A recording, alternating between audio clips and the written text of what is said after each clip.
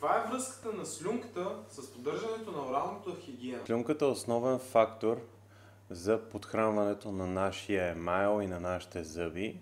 Как се случва това? Подобно на осмозата или така наречения процес на обмяна на вещества от среда с повече към среда с по-малко, през така наречените зъбни каналчета минават всички електролити, които се намират в слюнката. А слюнката е много богата на ензими, на електролити и на много други микроорганизми. Слюнката с подхранващите си свойства действат директно върху емайла. И, например, ситуации, в които даден човек не си мие зъбите и има натрупана плака върху зъбния емайл, тази плака пречи за поемането на електролитите от слюнката и по този начин застава като бариера.